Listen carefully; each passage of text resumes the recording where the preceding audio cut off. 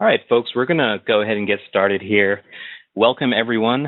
Thank you for joining us for this afternoon's webinar. I'm your host, Ani Krishnan, and I'm an energy planner with the Metropolitan Area Planning Council. For those of you who aren't familiar with us, we are the regional planning agency serving the 100 cities and towns in the greater Boston region. Our clean energy division helps our member municipalities in all aspects of energy planning, like creating energy goals and plans, applying for grant funding, implementing local and regional energy projects, and so on. So today we want to talk to you about municipal solar management. Massachusetts municipalities have been pretty proactive over the past few years in adopting solar energy, thanks in no small part to the state's commitment to renewable energy goals and the provision of grant opportunities to facilitate these kinds of projects. Municipalities who own and operate these systems are realizing that there are a lot of factors that go into integrating these solar projects into their municipal operations. Questions like how much of the maintenance work can be managed internally versus hiring external resources. What does it cost to do so? So it's kind of a complex issue. Now, this webinar isn't meant to answer every question in detail about managing your solar, but we're hoping that it can at least be a start or a framework for beginning to develop a plan that can be helpful to you. I sent out a companion document earlier today to everyone who signed up for this, and we'll discuss that a little later in the webinar. Before I introduce the speakers, I wanted to make a quick note just about logistics. We are recording this webinar, so the recording and slides will be circulated to you in a couple of days. If you have any questions about the presentations as they're happening, feel free to type them into the Q&A box that you'll see on the right panel of your WebEx window. We'll discuss them at the Q&A session, and that'll be during the final 20 minutes of our webinar. So I'm leaving you in the very capable hands of Martha Grover and Carter Wall today. Martha Grover is the Energy Efficiency Manager for the City of Melrose. In the last 4 years, she's managed several municipal and community-wide energy projects. She was pretty instrumental, specifically in municipal solar projects for the installation of a grant-funded 50 kW solar system on the middle school and a 300 kW system on the high school, which was financed through a PPA model.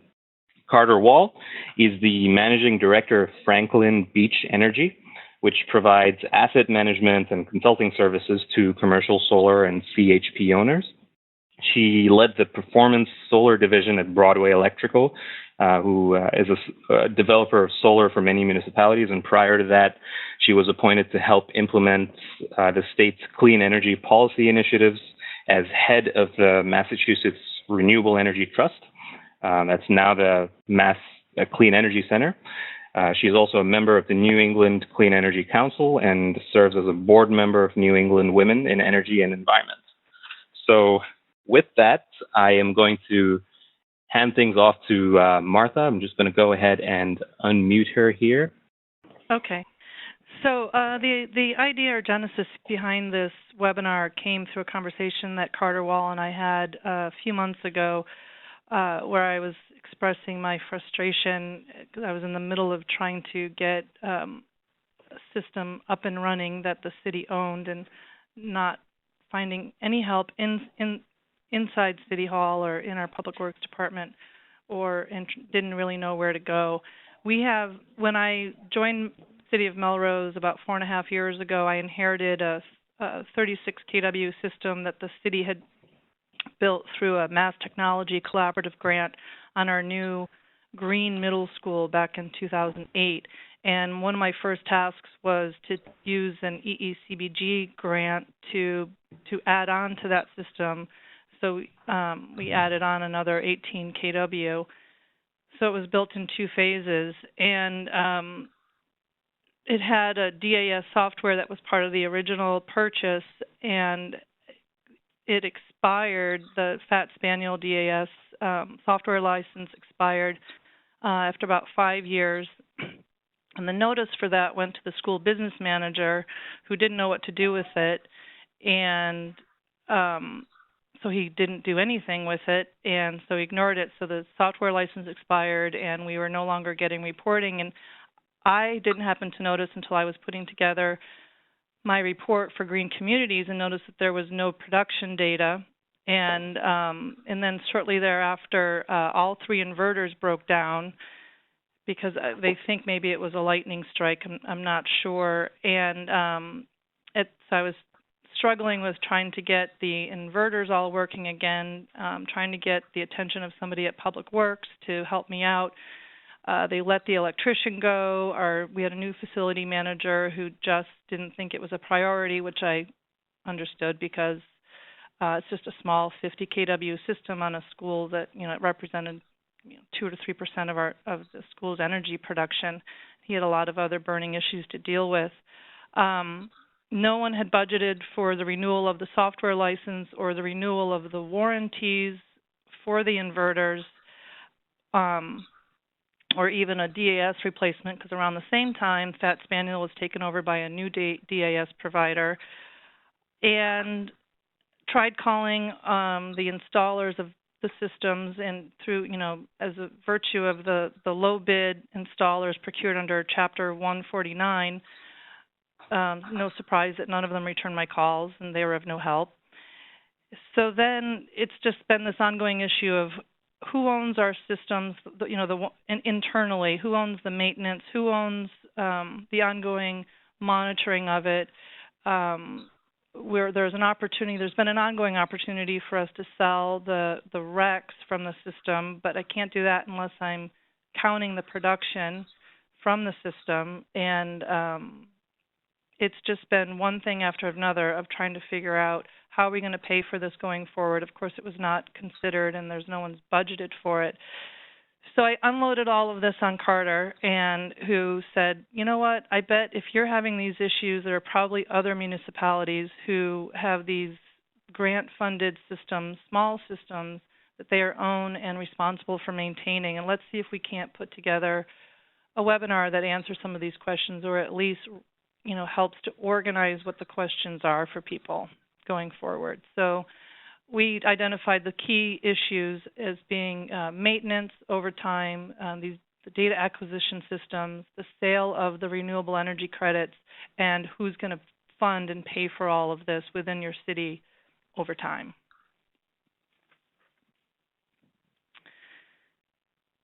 So I guess we can skip to the next one. So in the case of Melrose, because we don't have when it comes to maintaining our system, we don't really have the in-house expertise, or as I can figure out, any in-house interest in maintaining it. I managed to renew the warranties for our inverters, which are Selectria inverters, and so they come as needed to fix and repair the inverters when things happen. But I think it would still be in our best interest at this point to have a maintenance contract over time, over the life of this system, and still haven't completely figured that out. And again, the questions continue to come up about who's keeping an eye on the systems to make sure they're working, who's calling on service and repair issues. So far it's been me. But unfortunately, I don't have a whole lot of expertise in this, so every time something happens, it's a new problem that I'm trying to figure out myself for the first time.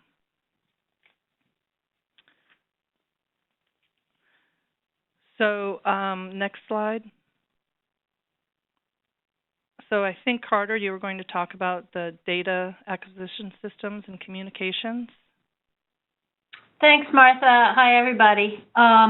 Yes, thanks very much, and thanks for doing this, Martha. I think it's a really good topic for a lot of towns. The most common issue that I've seen when I was managing Broadway systems for municipalities was this issue of data communications. Your data communication does a couple of things for you. As Martha mentioned, number one, it's the thing that tells you whether your system is operating or not. So, whether you need repairs or whether it's doing just fine. And the other thing is it gives you the data to report your power production. Sometimes you're reporting to Mass CEC because it's a term of your grant funding, but most importantly, it's reporting your power production so that you can get the renewable energy certificates that are the thing that's going to help you pay for the system operations. So the basic questions, if you're going out to figure out who is doing this for you, is go out and figure out who provides service for you and what do they do for you. The easiest way to find out who provides this service for you is to just go to the website that you have for your system, and whoever is providing that website is going to be your DAS provider. Some of the names that are out there are Selectria. It's SolRenView is the name of their data acquisition service. PowerDash is a very good local DAS provider. Aurora is what used to be Fat Spaniel. A lot of people had Fat Spaniel, and it changed to Aurora. And also Energy or DEC. They're now the same company. Those are some of the major DAS providers. And you can find out from them when does your contract expire and who is responsible for renewing it. You can also tell them who they should be contacting when your service contract is up. What happens to a lot of people is their contract expires and the DAS service provider has no idea who to get hold of to renew the contract. So the other thing to find out about your systems is how is it communicating? Is it going through, for instance, is it going through the network at a school, or is it using a phone line? Those are very common things. Who's responsible for that?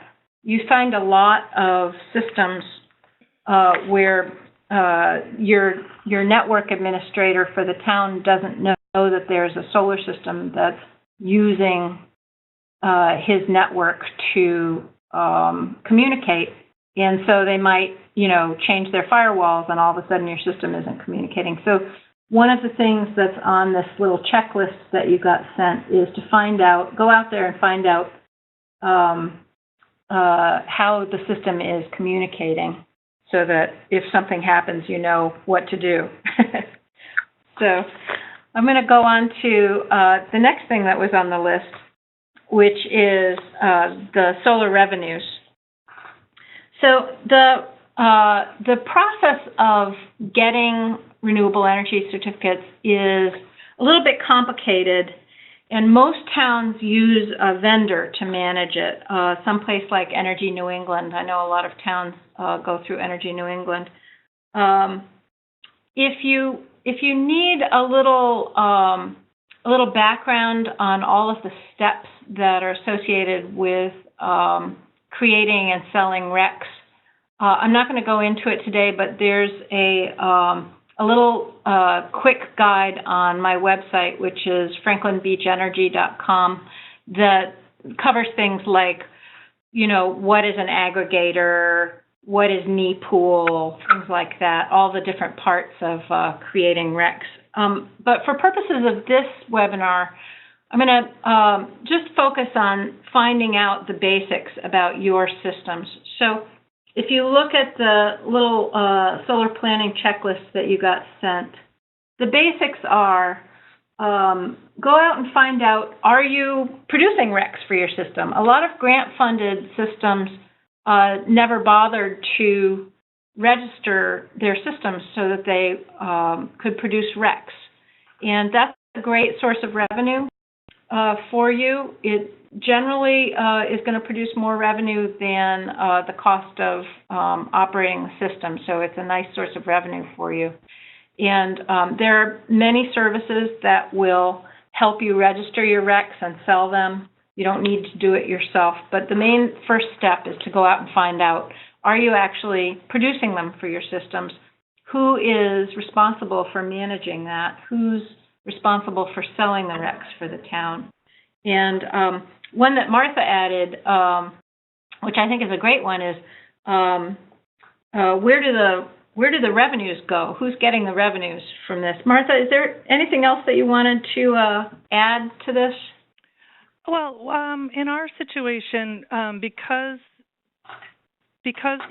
our systems, the systems that we own, are grant funded, I learned that they are eligible not for solar renewable energy certificates, but they're eligible for Class 1 renewable energy certificates to be sold, which are worth much less than SRECs, but still have some value out there. So I had a contract in place through an aggregator, and then learned that that in order to have the data recorded or sent over to PTS and get credit for the production, Fat Spaniel had a $500 annual charge, which we hadn't set them up for what's called agency reporting, and then learned about this around the same time that they got bought out and that our software license expired, so it all kind of fell apart at that time. So since then, as I've gone through the process of replacing our data acquisition service provider and getting the inverters fixed, I have sought out a replacement data acquisition provider, or DAS, through a list that's on the DOER website of third-party verifiers, which I think, Carter, you can correct me, but there needs to be that verification, third-party verification, to confirm the value and that you're not double dipping or selling your certificates more than once, or they're not being counted more than once. That's right. Right. So I found the SolRenView, who is one of those third-party verifiers, off of the DOER list, and then decided to look around for who I could sell these Class 1 RECs to, and I landed on. I didn't know of Energy New England, but I landed on Mass Energy Consumers Alliance, who buys up Class 1 RECs and sells them to their members through their Green Up or other programs, and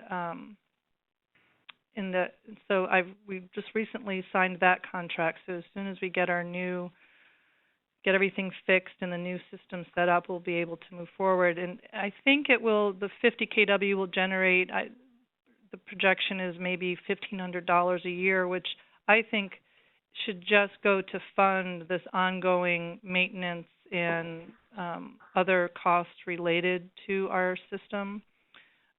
We haven't quite worked out. For now, the check will come to me, but which account it gets deposited into has not been figured out yet. That's great. Yeah, Mass Energy Consumers Alliance is another really good one. There are a bunch of them out there. At the end of this webinar, we're going to have a list of resources for you to go and find vendors for this. So great. Thanks a lot, Martha. So the next item on the list after revenues is contracts. This is basically the list of vendor contracts that you're going to have for your systems. You're going to have a different vendor probably for each of these. And the main task to start out with is just to figure out who's responsible for each of these. Let me run through them really quickly. The standard data contract is 5 years. Your installer probably bought the first 5 years of service when they installed the system, which is, if you've never heard of this before, that's probably why. Many towns have a limit on multiple year contracts, so you need to tell the vendor that when you ask for a quote from them for service. You usually pay for the whole contract up front. It's usually not a lot of money. The ballpark cost is less than $100 a year for each device. For instance, if you're monitoring your meter or your inverter, every device you get data for, that's kind of a round number there. again, it's important to know how it's communicating, because if it's using a phone line to communicate, then that's another contract and another budget item. So first place to start is figure out who your vendor is and when your contract expires for that, and find out who's responsible for negotiating and paying for a new contract. The next thing is your maintenance contract. These are typically, you can go year to year, you can have multiple years. It really kind of depends on what you want them to do. It's typically a fixed price for your annual preventive maintenance, to go and check out the system, make sure everything is okay, and then an hourly price for repairs if they're needed. The easiest thing to do is just to call up a number of solar companies. You can start with the company that installed your system and ask them for a quote for maintenance. What they're going to want is, if they don't have it, they're going to want a description of your system. You can point them towards your online DAS so they can see what the system consists of, how big it is, and so forth. And they're going to need to know what kind of service you want. Do you want to just call them whenever you have a problem, or do you want preventive maintenance? You know, sort of what's the scope of work? And then they'll be able to come up with a quote for you pretty fast. This is not going to be a high dollar item contract for you. So that's a key tip here, is to have a single maintenance contractor for all of your systems. That's going to be the most cost-effective thing to do, because they'll be able to sort of hit all your systems at once, and they'll be familiar with where they all are. So that's a tip to save money. For selling your RECs, this is typically an open-ended service contract that you can terminate anytime you want to. It typically, you pay for it by a percent. They take a percentage of the proceeds, or sometimes they'll just take a fixed fee. And as I said, I'm not going to go into the REC sales in a lot of detail, but there's more detail on my website if you want to go into that. And your vendor can give you an annual estimate of your revenues for budgeting purposes, but you're going to have to remind your internal accounts receivable folks that this is a market price, so it is going to go up and down. It's not a guaranteed revenue number every year. And finally, what Martha was talking about is capital budgeting. I always recommend that people sort of sit down and have a discussion every year about their budget for all of these contracts. What are the revenues they're expecting? What are the costs they're expecting for all of these contracts, so that you sort of know who's responsible for figuring all this stuff out. I have suggested to people in the past, to municipalities, that they take their REC revenues and they set it aside in a little fund and use that as the source of revenues to pay for maintenance and so forth. I don't know of anybody who's doing that yet, but that is one way of doing it. So, Martha, did you want to say anything more about what Melrose is planning to do, or your so contract? Far, to pay for a lot of what we've had to do so far, because we don't have the rec income yet, we've used some incentive funds on some projects that came in under budget. So felt that it was a good use of utility incentive funds to apply to some of this work to get the system up and running. And what I have to keep reminding my director is that we didn't pay for the system, so they were free. So we're going to have to spend a little money over time to get these things to maintain the system and keep it running, which she gets, she understands. And has she asked for estimates from you about, how much the electricity value is, like how much it's saving the town? Has she asked you for that? The bottom line is that it's really not that much. It was, a 50 kW system on a school that eats up half of the energy usage for the entire city isn't really producing enough to offset any of these costs. That's the reality of it. These were demonstration projects that were highlighted that were, as part of this green school build out.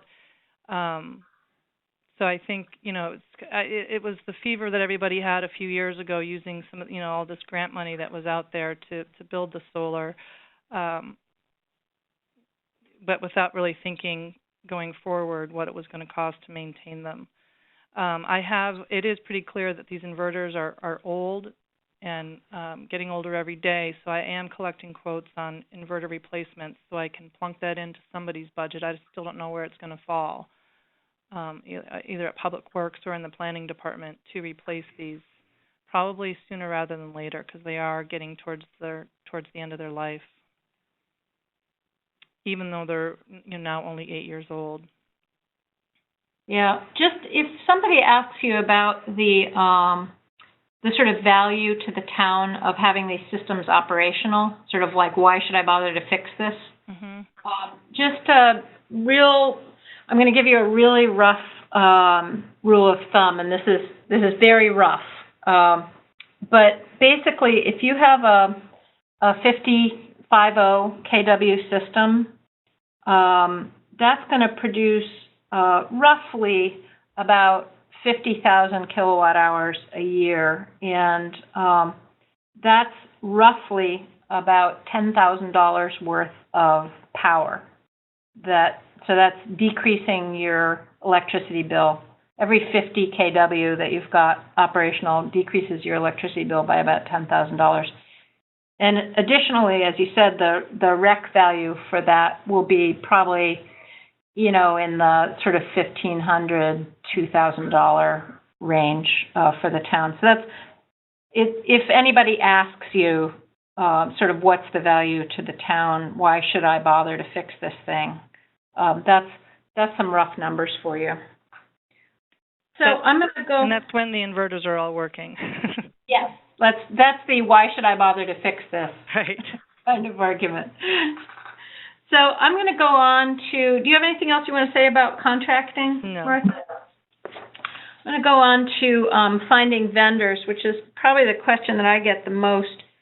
Martha, do you want to talk about your experience with finding vendors? Yeah, so I talked about a little bit for replacing the data acquisition system. I shopped around. I asked a lot of people, where do I find a good DAS vendor? And I ended up with Michael Judge at DOER, who had this list of qualified independent verifiers, which might be referenced at the end of this. Or it's on the DOER website in any case. And so I looked through that list and called a few. And because I'd heard good things about SolarNV, and because we have the Selectria inverters, I thought it would be, more seamless.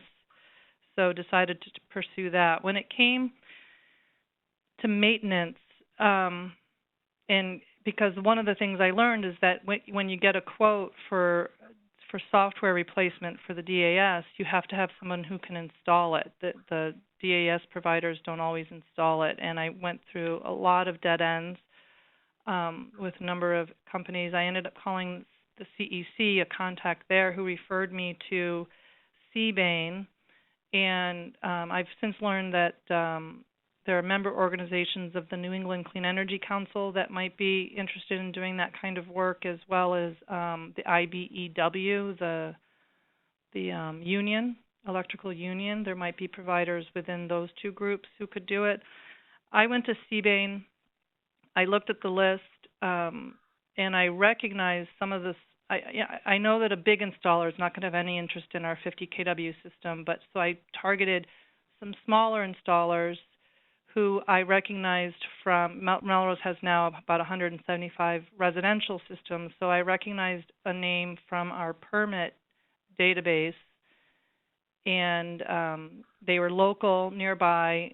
I figured they were probably comfortable and familiar with a system of our size, and said, I just called them up and said, please help. This is where I am, and they've been so far fantastic, sending over somebody who's figured out our system, how it's all connected, looked through our diagrams and plans, and has really rolled up his sleeves and is going to help me get this thing up and running again. So that's how I went about it. Great. And I think that one of the things that I learned talking to you about this is that there really is a need for some kind of directory for people who own solar systems so they can find vendors. And I think it would be a great thing to talk to some of the trade organizations about. So I'm going to take that as a to-do from this. I think that's wonderful. So great, thank you. So what are the next steps from all of this? I think that the next step is to work with your team to fill in this checklist. This is just a planning document. It's going to help you find the gaps, to find out where you don't know things. And one of the things that I would suggest is if you've got an energy committee, this is a great thing to turn your energy committee loose on. They're very effective at going out and finding all of the answers to this question. Who is your DAS provider? When does your contract expire? Who can do maintenance for you? And just have them help you gather all that information up. And that's just a first step to getting your hands around, what it is that you need to do next management-wise. And the other thing that I really recommend, and I live in a very tiny little town called Leverett, Massachusetts, and I actually help the town manage our tiny little 16 kW municipal system, which is a lot of fun. And one of the things that I really recommend to everybody is if you can possibly manage it, I know everybody's very busy, but do a yearly solar management meeting.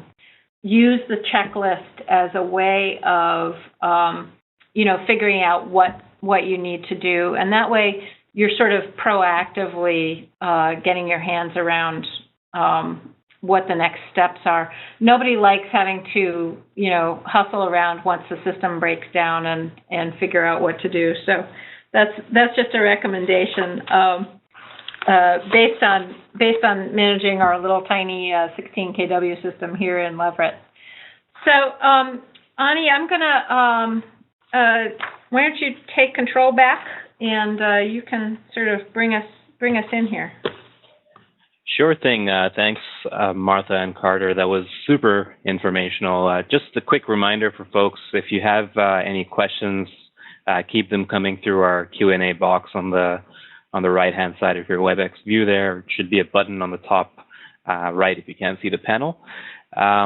So I'm going to quickly jump in here to the final portion of our presentation. So there, like Carter mentioned, there are a bunch of, wrong slide. There are a bunch of resources available to you as a municipality to explore in terms of figuring out how to move ahead with this kind of work. And obviously the checklist that was mentioned and was circulated to all registrants via email.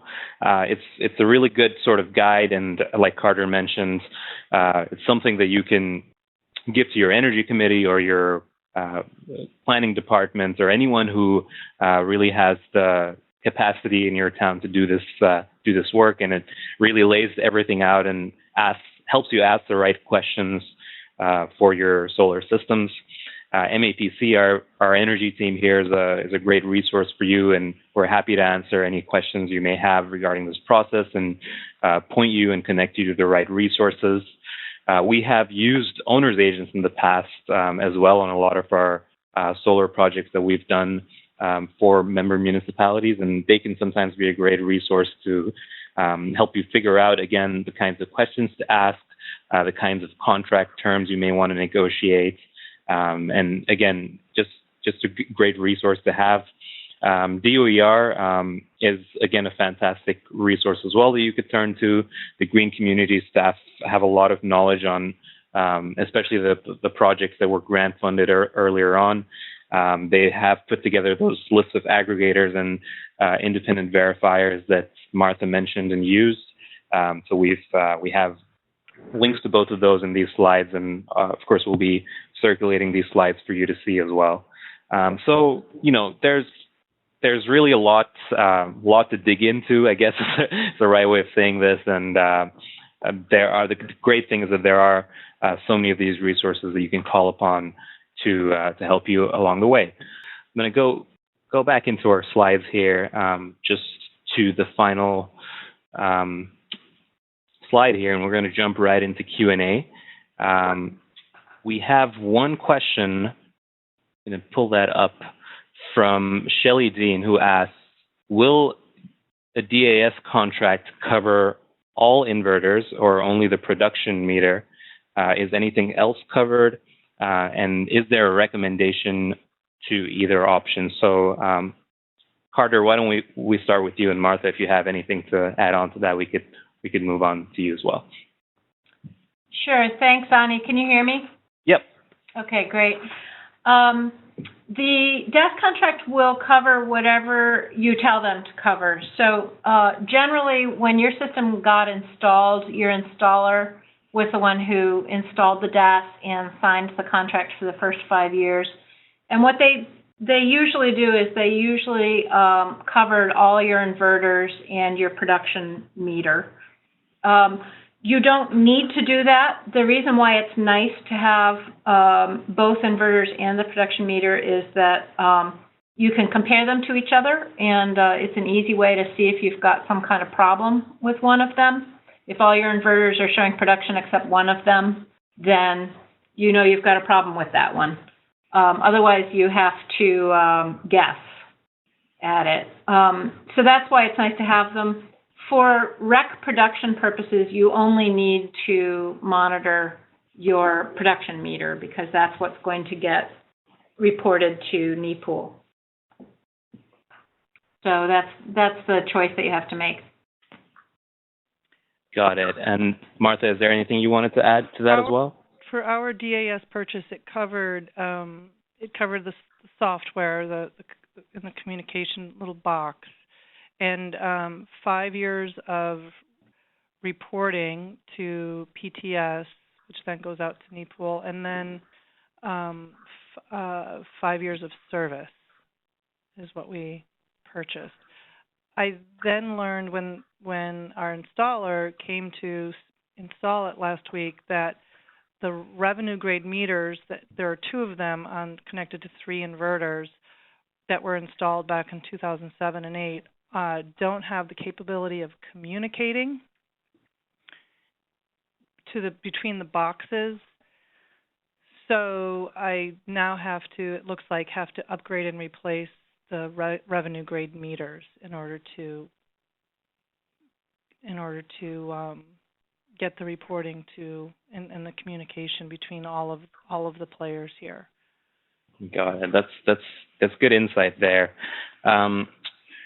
Another question is in terms of the managing of the budget. So if we have a solar array that is saving the city or town money and is bringing in revenue through this, through the renewable energy credit sales, can either of you speak to what the most effective approach would be to, maybe stipulate as part of the town's contract through that solar array that whatever money comes in through the electricity savings or through the SREC should be reinvested in doing this kind of work that we've been going over through this webinar, which is ensuring that you have the right contracts, ensuring that preventative maintenance is happening, can either of you maybe speak a little bit to what municipalities could do to make that more seamless and make that more effective?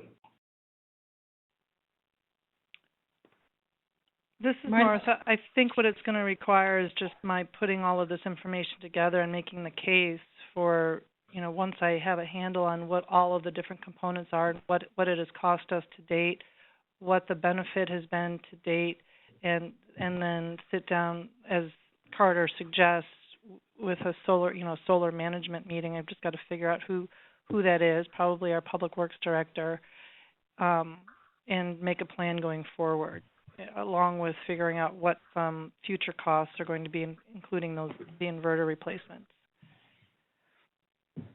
and see how that goes. Got it. Carter, anything to add there?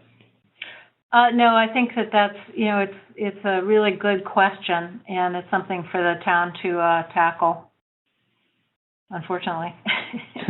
Yeah, and that can be challenging, and I do agree with Martha there that having somebody in the town who is aware of this issue, the awareness is, I guess, the first step is ensuring that if your municipality has such an array, you want to make sure that your contracts are up to date and everything in terms of what needs to be done for its maintenance is up to date. And once that happens, it's easier to collect this information and make a case for why money should be invested in maintaining that array, because it's essentially a resource that's generating electricity for you.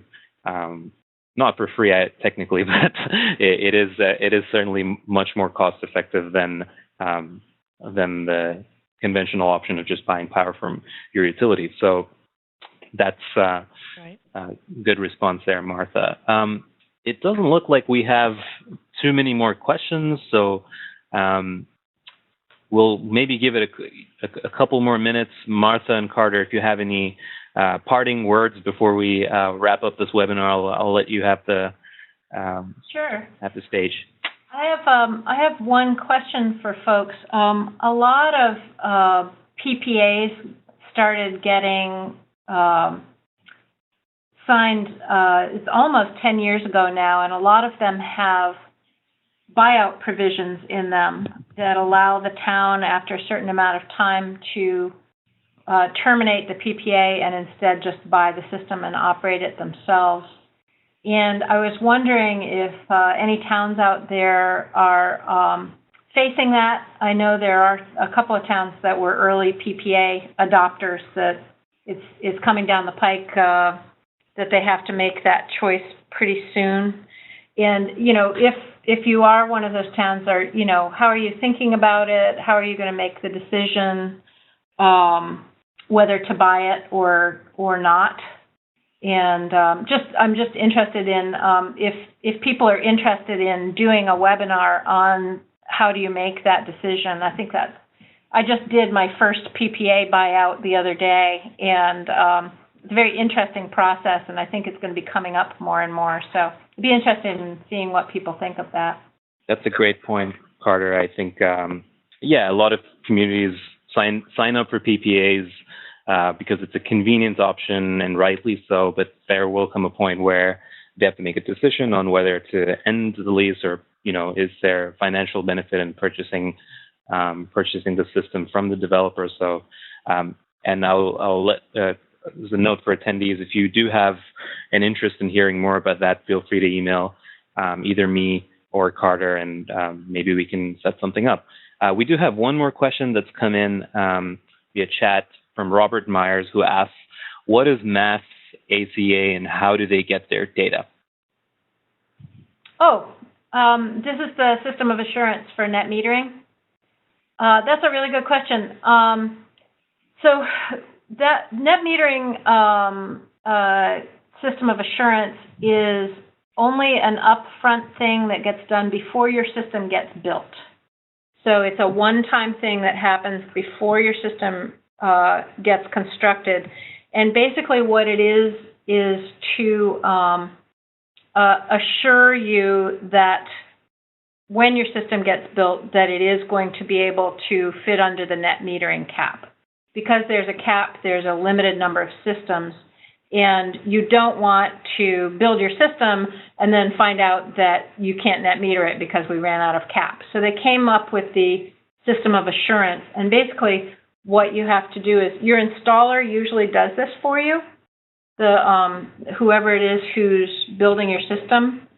Once they get the what's called the ISA, the Interconnection Services Agreement signed with the utility, and they get all the permits for the system, they will apply for and get basically a chunk of the net metering cap for your system, and that assures you that by the time they actually build the system and get it online, that you are going to be able to net meter it. So after the system's built, that whole thing is moot because you're all set. So I hope that answered the question. It's usually your installer who gives them the data. Got it. Thanks, Carter. I think that was really insightful. I wasn't aware myself what that was. By the way, there is also going to be a system of assurance for SREC 2 because we're going to be coming to the end of that as well. So there's this excellent consulting firm called Cadmus that administers these on behalf of the Commonwealth. It's overseen by the Mass DPU. Great, and yes, Cadmus is a fantastic resource who we are currently contracting with for MAPC's regional solar project that's ongoing. Martha, is there something you'd like to add on at this point? No, I just wanted to say thank you to you, Ani, for hosting this, and to Carter for putting it all together. I'm going to work on my municipal solar planning checklist. All right. I appreciate this worksheet. If anybody has any suggestions for how to improve this, please let me know. I'm gonna make this available to MAPC. Great, thanks, Martha, and thanks, Carter. And we are, just a reminder, we are going to circulate the slides as well as a recording and the checklist again to folks in a day or two once we get the recording edited. And if you have any questions, feel free to reach out to any of us. We're happy to answer any questions for you and help you along the way. So again, thanks everyone for attending. Thanks, Martha and Carter, for your contributions and presentations, and have a good rest of the day. Thanks. Thank you.